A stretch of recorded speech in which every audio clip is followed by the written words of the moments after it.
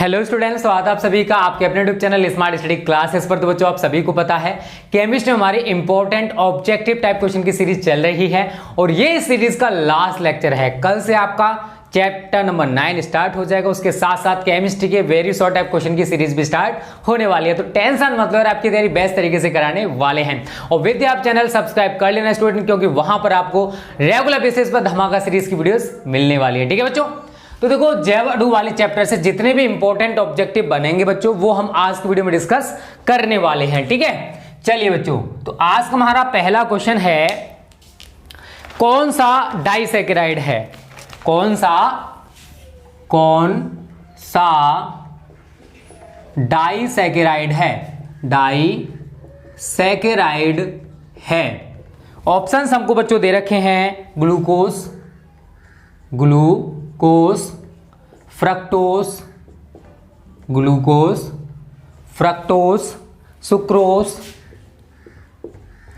Sucrose and xylose. तो देखो बच्चों, आप सभी को पता है डाइसैकेराइड्स वे सैकेराइड्स होते हैं जिनका जल अपघटन कराने पर ये मोनोसैकेराइड्स के दो अणु देते हैं। अगर हम बात करें ग्लूकोज, ये हमारा मोनोसैकेराइड है। फ्रक्टोज, ये भी मोनोसैकेराइड है। सुक्रोस बच्चों, यही आपका डाइसैकेराइड है। यही क्या है बच्चों? आपका एक डाइसैकेराइड है। क्या है? डाइसैकेराइड। ठीक है, तो हमसे यही पूछा था कि इनमें से कौन सा डाइसैकेराइड है, तो सुक्रोस बच्चों डाइसैकेराइड है। इसके सूत्र की बात करें तो C12H22O11 होता है। ठीक है ना, सभी को शायद पता होगा, मुझे बताने की भी जरूरत नहीं है। ठीक है, तो इनमें से बच्चों कौन सा डाइसैकेराइड है? वो है सुक्रोस। कौन सा है? सुक्रोस। चलिए बच्चों, सेकंड क्वेश्चन है हमारा आज का, सबसे मीठी शर्करा है। ये भी क्वेश्चन कई बार पूछा गया है।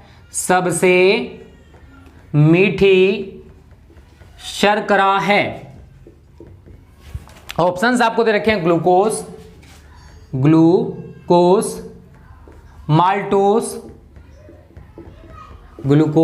Maltose, fructose and sucrose.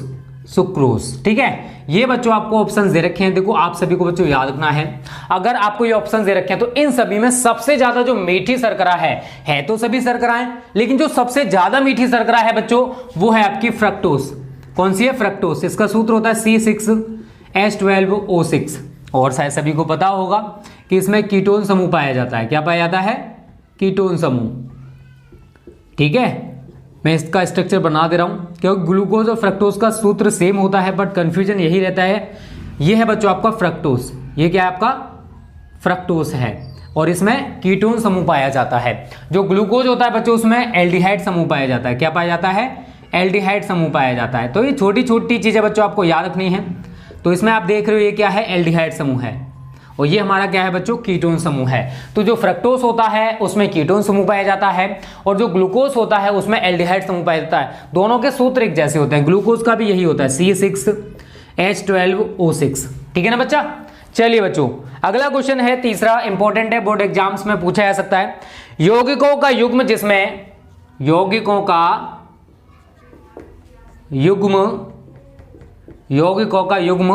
जिसमें दोनों यौगिक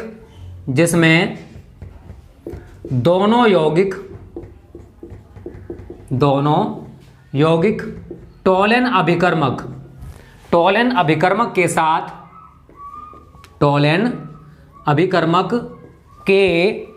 साथ धनात्मक परीक्षण देते हैं।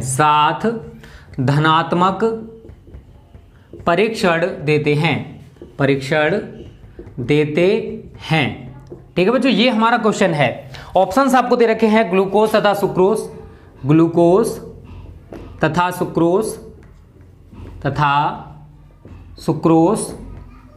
अगला ऑप्शन आपको दे रखा है, फ्रक्टोज तथा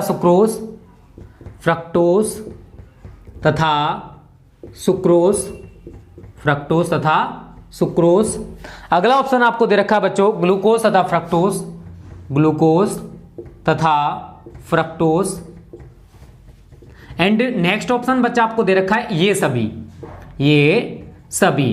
तो बच्चों देखो, ये हमारा ए ऑप्शन है, ये बी है, ये सी है और ये डी ऑप्शन है। तो हमसे बोला गया था कि इनमें से ऐसा कौन सा युग्म है जो टोलन अभिकर्मक के साथ धनात्मक परीक्षण देता है। तो बच्चों आपको याद रखना है, ग्लूकोज तथा फ्रक्टोज जो हैं ये दोनों ही टोलन अभिकर्मक के साथ धनात्मक परीक्षण देते हैं।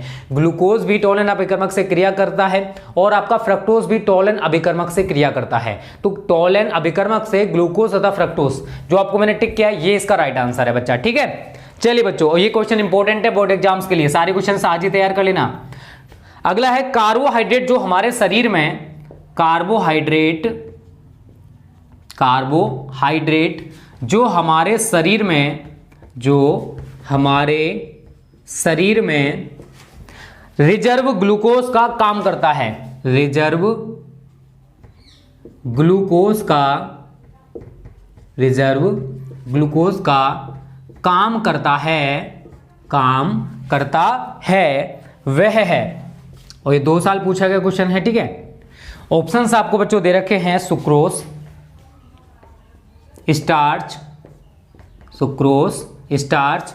नेक्स्ट ऑप्शन आपका glycogen, fructose, and next option है आपका बच्चा फ्रक्टोज। तो देखो आप सभी को पता होगा हमारी बॉडी में जो रिजर्व ग्लूकोज का काम करता है वो है ग्लाइकोजन। जरूरत पड़ने पर जो ग्लाइकोजन है बच्चा वो ग्लूकोज में कन्वर्ट होता है। अगर हमारी बॉडी को अगर जरूरत है एनर्जी की तो उस टाइम पे और हमें एनर्जी नहीं मिल पा रही बाहर से, तो उस कंडीशन में जो हमारी बॉडी के अंदर ग्लाइकोजन है वो ग्लूकोज में कन्वर्ट हो जाता है और हमारी बॉडी को एनर्जी मिल जाती है, ठीक है। तो ये 4 क्वेश्चन कंप्लीट हो चुके हैं। जल्दी से आप सभी स्क्रीनशॉट ले लीजिए इनका, और उम्मीद करता हूं ये सारे क्वेश्चन आपकी समझ में अच्छे से आ रहे होंगे। तो वीडियो को लाइक और शेयर कर दिया करो सभी बच्चा, ठीक है। चलिए, तो 10 से लेकर 15 क्वेश्चन हैं यहां से जो पूछे जाते हैं, और कोशिश करूंगा सारे आपकी समझ में अच्छे से आ जाएं। 1-2 बार इनकी प्रैक्टिस कर लेना तो आपको अच्छे से तैयार हो जाएंगे, ठीक है। और कल से आपका चैप्टर नंबर 9 एंड हमारे वेरी शॉर्ट टाइप क्वेश्चन की सीरीज भी स्टार्ट हो जाएगी, ठीक है। और बात रही अनसोल्ड की, पहले तो वो चैप्टर खत्म होने के फिर अनसोल्ड हो जाएगा। थोड़ा सा पेशेंस रखा को, हर चीज होगी धीरे धीरे होती है, ठीक है। एक साथ कोई काम नहीं होता है। आप सभी सोचते हो एक दिन में ही सब कुछ हो जाए, फिजिक्स केमिस्ट्री सब एक दिन में खत्म हो जाए, इट्स नॉट पॉसिबल, अंडरस्टैंड। चलिए अगला क्वेश्चन है बच्चों, 4 क्वेश्चन हमारे कंप्लीट हो चुके हैं। 5वां है दूध में उपस्थित शर्करा है। 5वां क्वेश्चन क्या है? दूध में उपस्थित शर्करा, या इसको कहते हैं डाइसैकेराइड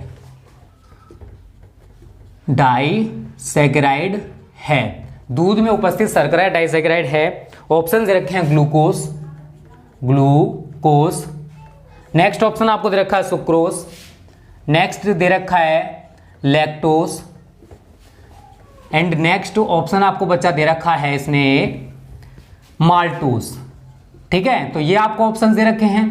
तो देखो इनमें से दूध में जो शर्करा उपस्थित होती है, दूध में जो डाइसैकेराइड पाया जाता है बच्चों वो है लैक्टोज। लैक्टोज जो है ये दूध की शर्करा है, इसको दूध की शर्करा भी कहा जाता है। तो दूध में उपस्थित शर्करा डाइसैकेराइड बच्चों कौन सी है? वो है लैक्टोज। कौन सी है? लैक्टोज, ठीक है। चलिए अगला क्वेश्चन इंपॉर्टेंट है। इनुलिन के जल अपघटन से प्राप्त होता है। इनुलिन क्या है हमारा? पॉलीसैकेराइड है। इनुलिन के जल अपघटन से प्राप्त होता है।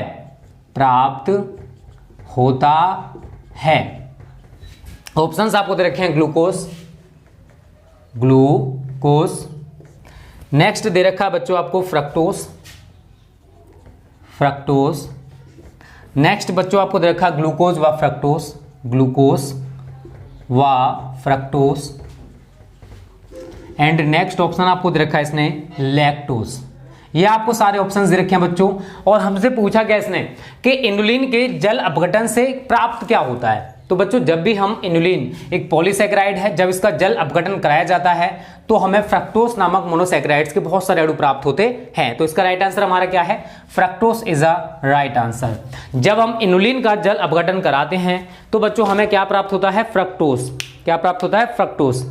चलिए बच्चों अगला क्वेश्चन है हमारा, क्वेश्चन नंबर यहां पर आपके 6 कंप्लीट हो चुके हैं। क्वेश्चन नंबर 7 है, इसको लिख लेते हैं पहले। एमिनो अम्ल निर्माण की इकाई होती है। एमिनो अम्ल इंपॉर्टेंट क्वेश्चन है ये वाला। एमिनो अम्ल निर्माण की मतलब किसके निर्माण की इकाई होती है? निर्माण की इकाई होती है। ऑप्शंस बच्चों आपको दे रखे हैं कार्बोहाइड्रेट की, हाइड्रेट की। नेक्स्ट ऑप्शन दे रखा है आपका प्रोटीन की, प्रोटीन की। नेक्स्ट ऑप्शन दे रखा है वसा की, वसा की। एंड नेक्स्ट ऑप्शन बच्चों आपको दे रखा है इसने विटामिन की, विटामिन की। तो देखो आप सभी को शायद पता होगा जो एमिनो अम्ल हैं ये प्रोटीन के निर्माण की इकाई होते हैं। किसके? प्रोटीन की निर्माण की इकाई होते हैं। तो एमिनो अम्ल प्रोटीन के निर्माण की इकाई होते हैं। Protein is the right answer. तो कौन सा राइट आंसर है बच्चों इसमें से? प्रोटीन आपका राइट आंसर हो जाएगा। ठीक है, चलिए क्वेश्चन नंबर 8। अब यहां से विटामिन के ऊपर बहुत ज्यादा क्वेश्चंस बनते हैं ऑब्जेक्टिव टाइप बोर्ड एग्जाम्स में, तो वो मैं कराने वाला हूं। विटामिन ए की कमी से होता है, विटामिन ए की कमी से होता है। कौन सा रोग होता है विटामिन ए की कमी से? आप सभी को शायद पता होगा। ऑप्शंस आपको दे रखे हैं बच्चों यहां पर स्कर्वी, नेक्स्ट दे रखा है berry berry, berry berry. Next दे रखा है रतौंधी। नेक्स्ट दे रखा है अरक्तता, अरक्तता। ठीक है बच्चों, तो देखो विटामिन ए की कमी से इनमें से कौन सा रोग हो जाता है आप सभी को शायद पता होगा बच्चों, मुझे बताने की भी जरूरत नहीं है। देखो विटामिन ए की कमी से रतौंधी नामक रोग हो जाता है। कौन सा रोग होता है? विटामिन ए की कमी से रतौंधी नामक रोग हो जाता है। स्कर्वी किसकी कमी से होता है और बेरी बेरी, ये दोनों रोग किस विटामिन की कमी से होते हैं आप मुझे कमेंट करके बताओगे। और इसका भी कमेंट कर देना कि स्कर्वी जो रोग है वो किस विटामिन की कमी से होता है, बेरी बेरी किस विटामिन की कमी से होता है, अरक्तता किस विटामिन की कमी से होता है। तो इनके आंसर आप मुझे कमेंट कर देना बच्चा। अगला क्वेश्चन है, निम्न में से कौन सा विटामिन नहीं है? निम्न में से कौन सा विटामिन नहीं है? कौन सा विटामिन नहीं है? ऑप्शंस बच्चों आपको दे रखे हैं एस्कॉर्बिक अम्ल। आप सभी को पता है एस्कॉर्बिक अम्ल जो है ये विटामिन सी का रासायनिक नाम है, एस्कॉर्बिक अम्ल। अगला है थायमीन, ये विटामिन B1 का रासायनिक नाम है, थायमीन। अगला है टेस्टोस्टेरोन, ये एक हार्मोन होता है, टेस्टोस्टेरोन। ये बच्चों एक हार्मोन है ना कि विटामिन। ये क्या है? हमारा एक हार्मोन होता है ना कि कोई विटामिन। राइबोफ्लेविन, ठीक है, ये हमको ऑप्शंस दे रखे हैं। और riboflavin is also a vitamin, ये भी हमारा एक विटामिन है। तो बच्चों इसने पूछा क्या था हमसे? हमसे पूछा था कि इनमें से कौन सा विटामिन नहीं है। तो टेस्टोस्टेरोन जो है ये एक विटामिन ना होकर एक हार्मोन है। ये क्या है? विटामिन ना होकर एक हार्मोन है। क्लियर है ना बच्चों? चलिए स्क्रीनशॉट ले लो जल्दी से इनका। ये क्वेश्चंस हमारे कंप्लीट हो चुके हैं। आज हम वही 15 क्वेश्चंस लगभग डिस्कस करेंगे जो कि बोर्ड एग्जाम्स के लिए इंपॉर्टेंट हैं। सारे क्वेश्चंस अच्छे हैं, रिपीटेड क्वेश्चंस हैं, कोई फालतू क्वेश्चन मैं आपके लिए नहीं कराने वाला हूं, टेंशन मत लेना। ठीक है, चलिए बच्चों मिटा दे इसको। चलिए 9 क्वेश्चंस कंप्लीट हो चुके हैं हमारे और इनकी तैयारी आप आज ही कर लेना। ठीक है, रेगुलर बेसिस पर पढ़ते रहो, रेगुलर बेसिस पर मेहनत करो, तभी आप बोर्ड परीक्षा में अच्छा स्कोर कर पाओगे। और देखो बोर्ड, एक चीज़ आप सभी से कहूँगा बच्चों, बोर्ड एग्जाम्स बहुत ज़्यादा नज़दीक हैं, तो अपना टाइम बिल्कुल भी वेस्ट मत करो। इस बचे हुए टाइम में अपनी तैयारी बेस्ट तरीके से करो। हर एक मिनट बहुत ज़्यादा इंपॉर्टेंट है आप सभी के लिए। ठीक है ना, ये टाइम जो है वो प्रीसियस कहलाता है, मतलब जिसका कोई मोल नहीं, अनमोल जिसको बोलते हैं, बहुत ज़्यादा कीमती। ठीक है, क्योंकि ये अगर आपने बेकार कर दिया तो फिर आप पूरी ज़िंदगी पछताते रहोगे और कुछ नहीं होने वाला है। चलिए बच्चों अगला क्वेश्चन है 10वां, क्वेश्चन नंबर 10। इसमें कह रहा है विटामिन जिसमें नाइट्रोजन तथा सल्फर, विटामिन जिसमें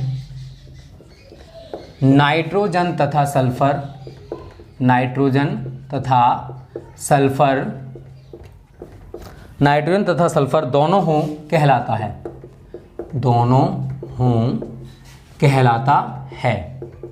ये हमारा क्वेश्चन हो गया। ऑप्शंस बच्चों आपको इसने दे रखे हैं vitamin A, vitamin A, vitamin B1, vitamin B1। Next आपको दे रखा है इसने vitamin B2, vitamin B2। Next option दे रखा है विटामिन B12, विटामिन B12। ये हमको ऑप्शंस इसने दे रखे हैं बच्चों, और हमसे पूछा कि इनमें से ऐसा कौन सा विटामिन है जिसमें नाइट्रोजन तथा सल्फर दोनों पाए जाते हैं। तो बच्चों उसका राइट आंसर है विटामिन B1, C12H18N4Cl2OS। C12H18N4Cl2OS, ये विटामिन B1 है। और इसमें आप देख रहे हो इसमें नाइट्रोजन भी है और सल्फर भी है, नाइट्रोजन और सल्फर इसमें दोनों पाए जाते हैं। और इसका रासायनिक नाम आप सभी को पता है बच्चों, थायमीन होता है। क्या होता है? थायमीन। तो विटामिन B1 वो विटामिन है जिसमें नाइट्रोजन और सल्फर दोनों पाए जाते हैं, तो यही इसका राइट आंसर हो जाएगा, विटामिन B1। इंपॉर्टेंट क्वेश्चन है यार, कई बार पूछा गया है, इसको भी आप अच्छे से तैयार कर लेना, ठीक है। अगला क्वेश्चन यही है, विटामिन B1 का रासायनिक नाम। तो विटामिन B1 का रासायनिक नाम आपको दिखाई दे रहा है, थायमीन है। विटामिन B1 का रासायनिक नाम क्या होता है बच्चों? थायमीन। क्या होता है? थायमीन, ठीक है। हमसे ये भी क्वेश्चन पूछा था, देखो वेरी शॉर्ट टाइप क्वेश्चन भी यहां से बन सकता है कि विटामिन B1 का रासायनिक नाम बताइए।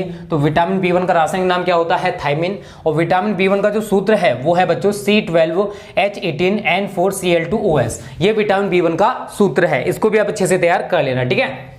चलिए क्वेश्चन नंबर 11, इसमें क्या कह रहा है बच्चों? निम्नलिखित में से कौन सा विटामिन स्कर्वी रोग के लिए, निम्नलिखित में से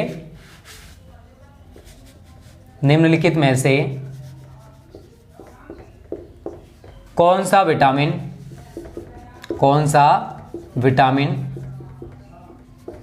निम्नलिखित में से कौन सा विटामिन स्कर्वी रोग के लिए उत्तरदायी है? स्कर्वी रोग के लिए उत्तरदायी है, यह हमसे पूछा है। मतलब ऐसा कौन सा विटामिन है जिसकी कमी से स्कर्वी नामक रोग हो जाता है, यह भी क्वेश्चन पूछा जा सकता है। ऑप्शंस आपको दे रखे हैं, vitamin A, vitamin C, vitamin K and vitamin D. ये हमको ऑप्शंस दे रखे हैं और आप सभी को पता है बच्चों, इसका आंसर जो भी हो आप मुझे कमेंट करके बताओगे। चलो मैं बता दे रहा हूं वैसे, क्योंकि इससे रिलेटेड क्वेश्चन मैं आपको पहले ही पूछ चुका हूं। तो देखो ऐसा कौन सा विटामिन जिसकी कमी से स्कर्वी रोग हो जाता है, तो वो है विटामिन सी, एस्कॉर्बिक अम्ल C6H8O6, इसका रासायनिक सूत्र भी होता है, ठीक है। तो विटामिन सी की कमी से स्कर्वी नामक रोग हो जाता है। क्लियर है ना? दिक्कत तो नहीं, दिक्कत तो कमेंट करके बता देना, ठीक है। तो विटामिन सी हमारा राइट आंसर हो जाएगा। क्लियर है सभी को? दिक्कत तो नहीं है ना? दिक्कत तो बता देना। अगला क्वेश्चन है क्वेश्चन नंबर 12, इसमें कह रहा है बच्चों, रक्त का थक्का बनने में कौन सा विटामिन सहायक होता है? रक्त का थक्का बनने में कौन सा विटामिन सहायक होता है? हमको बताना है कि रक्त का थक्का बनने में कौन सा विटामिन सहायक होता है। ऑप्शन दे रखे हैं आपको, विटामिन ए, नेक्स्ट ऑप्शन आपको दे रखा है विटामिन सी, नेक्स्ट है विटामिन ई एंड नेक्स्ट है आपका विटामिन के। देखो बहुत ही अच्छा क्वेश्चन है बच्चों, इसको आप अच्छे से तैयार कर लेना। इनमें से जो विटामिन है जो रक्त का थक्का बनने में सहायक होती है वो है आपकी विटामिन के। कौन सी है? विटामिन के। विटामिन के जो है वो रक्त का थक्का बनाने में सहायक होती है, ठीक है ना। तो 12वें क्वेश्चन का राइट आंसर आपका विटामिन के हो जाएगा। अगला क्वेश्चन है 13, ये भी इंपॉर्टेंट है, बोर्ड एग्जाम्स में पूछा जा सकता है। आरएनए में उपस्थित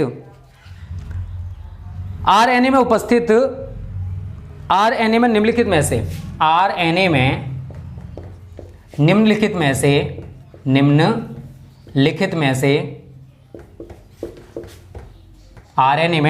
में से कौन सा क्षार नहीं पाया जाता है?